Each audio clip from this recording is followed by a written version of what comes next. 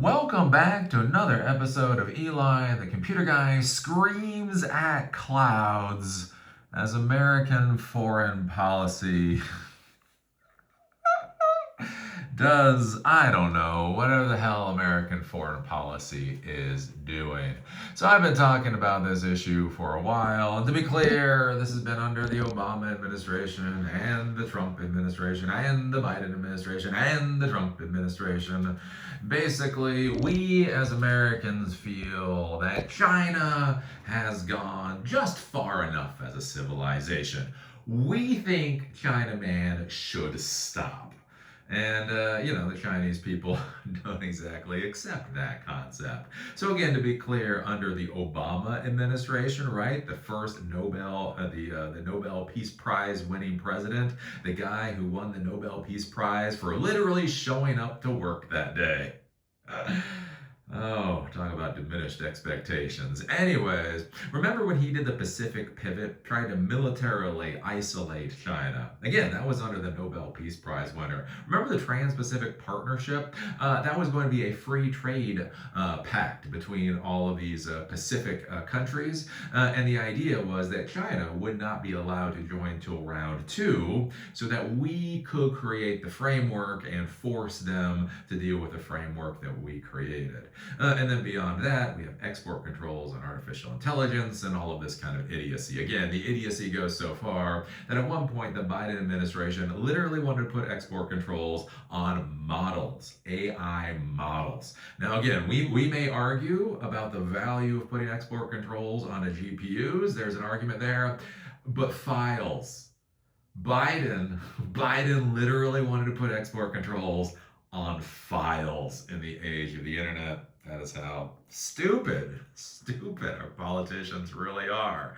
And so the thing is, right, China does not want to stop, right? They are the factory to the world. Depending on whatever metrics you use, basically they're either the second largest economy in the world currently or possibly the largest. There's a whole bunch of stuff going on there. But, they're tired of our crap.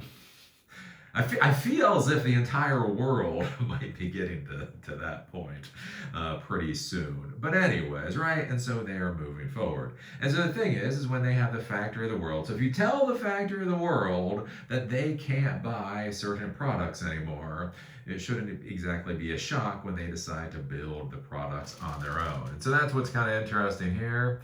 To take a look at is Chinese chip firms hit record high revenue driven by the AI boom and US curbs, right? They would prefer, to be clear, just so we're all clear, they would prefer to hand us cash. They would prefer to do other shit, hand us cash, and keep going. But since we refuse to sell them shit, they're gonna build it themselves. Anyways, we take a look at this go down. Chinese semiconductor firms have reported record revenue last year driven by AI demand, a shortage of memory chips, and U.S. export restrictions that have pushed Beijing to bolster its homegrown tech industry. And this is the kind of macro situation that Beijing absolutely loves, right? So you got this massive AI demand. So you have a massive AI demand that's occurring. So that basically means there's a lot of people who want to buy a product. There is a shortage. So basically, for any number of reasons, there are a lot of these hardware vendors that are not increasing their capacity, again, because they know all of this is a fraud. So basically, they're not increasing capacity. So you have a massive amount of demand at the exact same time. The main vendors aren't increasing capacity, and there's U.S. export restrictions. So also the United States is refusing to sell stuff. So basically, think about that from China's standpoint, right? Really high demand. Vendor competitors are not willing to scoop up that demand, and the U.S. is restricting access to components, right? That is just an absolutely phenomenal market for Beijing to be in. Analysts and the companies themselves are also expecting further revenue surges this year, underscoring how Chinese chip players are capitalizing on strong demand from domestic tech giants looking to build out their AI infrastructure. U.S. export restrictions on China's tech sector over the last few years have added, quote, rocket fuel on chip demand, amplifying growth from other areas like electric vehicles and AI data centers. Semiconductor SMIC, China's largest chip manufacturer, said revenue for 2025 rose 16% from a year ago to a record of 9.3 billion. Revenue could top 11 billion in 2026, according to LSEG. So the important thing again to understand here is that everybody does propaganda. To be crystal clear, everybody does propaganda. So when you're talking about putting rocket fuel on the Chinese chip industry, right, that's its own propaganda. So then you look at the numbers, and the number is, let's say, $9 billion for SMIC, going to $11 billion next year. You do have to realize that NVIDIA itself does about $215 billion in revenue per year. So obviously, that's a small amount. So again, the whole propaganda thing. This is rocket fuel increasing the Chinese sector, or if you're on the U.S. side, you're like, well, the Chinese sector is puny, so who the hell cares, right? I think the important thing to think about with this, though, is look at how fast China has moved into certain areas. Again, remember when Elon Musk was laughing about Chinese electric vehicles, and now literally the reason we're not allowed to buy Chinese electric vehicles in the United States is because they would just literally destroy our auto industry. Within a decade, China's EV industry went from being a laughing stock of cheap ass go-karts to basically being able to destroy our entire auto manufacturing sector. So when you see this, again, at their $9, $10, $11 billion mark, that might not seem like a lot, but again, think about this on the 10-year time frame. This is where we're at in 2026. Where are we going to be in 2035? And again, this is my frustration with the United States and China, with this whole AI war, whatever else. China, plans the work and works the plan, and we bomb the shit out of Iran. Why are we bombing the shit out? I don't know why we're bombing the shit. Well, we all know why we're bombing the shit. We all know why we're bombing the shit out of Iran. I'm just not really sure how that's going to improve our industrial capacity over the next decade or so. Huahong, another Chinese chip maker, said fourth quarter revenue came in a record $659 million. So that's a quarter revenue, so they'd be up in a couple $1 billion then. More Threads, which is aiming to rival NVIDIA, guided that 2025 revenue would be between 209 million and whatever, a little bit more than that. If we take a look, more recently, U.S. export curbs on NVIDIA chips to China has prompted Beijing to encourage local firms to buy domestic alternatives, with companies like Huawei stepping in to fill the void. Quote, while China does not yet lead in peak GPU performance, these homegrown solutions are filling the domestic compute gap and driving record revenues. Memory chip players in China have also seen a boost.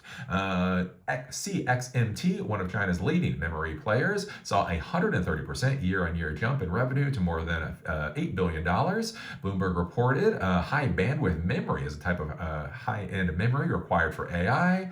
Let's see, the market is dominated by Samsung, SK Hynix, and Micron, even as its technology trails the leading players by some. So China's CXMT is increasing their, shipping their units or whatever, even though they're trailing.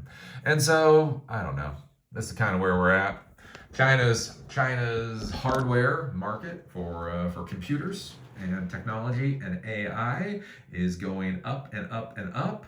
And so we'll see where that puts us again in that whole decade time frame. Because if the Chinese companies are not able to buy American equipment, then they're going to have to go and they're going to have to buy from other Chinese companies. That literally, is basically forces demand. The Chinese government is doing what's required in order to increase supply. You go through this for a few cycles, and at what point are they producing, better equipment than NVIDIA? Again, as we've seen, many times in the past at this point. So it'll be, I don't know. It'll be what it'll be. Is it going to be curious to see what happens? I mean, it is going to be interesting to see what happens with the tech industry, right? As I've talked about before, right, we basically had one stack. There's this thing called convergence years ago. Everything can basically converge onto one tech stack for everything, right? What's curious now is we're getting these divergent tech stacks. This is especially interesting, like with China, with their GPUs, with trying to come up with alternatives to CUDA, with coming up with a RISC-V and a RISC-V operating system, with all of that kind of stuff. It really does seem like the Chinese stack is massively diverging from the American stack. And so I think that's going to be the interesting thing is what does that look like in another 5 years, especially as the United States pushes on with this whole idea that we should control the world for some reason. We have the right to tell other countries on penalty, right? What they should or should not do with particular technology. And so what's going to be curious is as time goes by, again, if you're that CIO, that CTO, and you're in Argentina, what is your risk tolerance for a batshit fucking crazy president in the White House? It's like if you're sitting there and you're thinking, okay, I can buy Chinese equipment, and all that matters when I buy Chinese equipment is that the credit card clears. Swipe the credit card, it clears, I get Chinese equipment. That is the end of the fucking story, right? Imagine that. Imagine thinking about that, and then imagine thinking about America's, industrial policy or whatever else. You decide to build on our particular stack, and at any particular moment, right? If our president has some psychotic fucking fit, or God knows what happens, all of a sudden you could have access to buying more equipment restricted. Not even simply access to buying more equipment restricted, but you think about this with things like security updates, patches, additional software. You may lose access to that type of thing. Again, imagine you have a data center of 10,000 servers, and all of a sudden you're no longer legally able to get firmware updates. I mean that's a real risk. like what if you legally are not allowed to get firmware updates for tens of millions of dollars of equipment? Can you tolerate that risk? And so as you see China moving forward, it does seem like on the international stage they are going to be offering a better value proposition. Even if the idea is, look, their stuff is a generation or two behind. But again, think about it. We're in 2026, right? If you're saying, look, they're going to sell you crappy computers circa 2023. Okay, so they're going to sell me computers circa 2023 for lower cost than what the U.S. and all that's trying to sell them, unrestricted, and not having to worry about weird ass restrictions going into the future. Again, the entire package. You think about this with whenever you're deploying equipment, it's called total cost of ownership, right? What is the total cost of ownership for running the equipment for its expected lifespan, right? So let's say you buy a server, and so the server costs, let's say, $1,000. Well, that's not the total cost of ownership, right? The total cost of ownership for the server is going to be that $1,000 plus the electricity it's going to burn for the 5 years that it'll be in operation. Software update, if you have to pay for updates, if you have to pay for maintenance contracts, if you have to pay for security, all of that stuff is involved to give you the total cost of ownership. And what happens when the Chinese tech stack, from a total cost of ownership perspective, simply makes more sense for most companies? Because again, most companies don't need bleeding edge. Again, we're in 2026. This technology has been fine for a long time. Again, see, I've been talking about this for a while, right? Technology plateaued a long time ago. So most companies don't need bleeding edge. What they need is access to equipment. What they need is a stable regulatory environment. So I don't know. What do you think about this? What do you think about the Chinese chip firms hitting a record high revenue driven by AI and the U.S. export controls? How do you think this is all going to play out at the end of the day between the United States and China? China is working the plan, and we're I don't really know what we're doing anymore. I don't know. Put your thoughts down below. Do remember, I do these videos in order to support Silicon Dojo, hands-on, free, hands-on technology education that empowers you to do whatever the hell it is you want to do. We're doing a class on vector databases here, in Durham next week. We have many more classes. Take a look at silicondojo.com if you want to support Silicon Dojo. There's a donor box link down below. And with that, see you all later.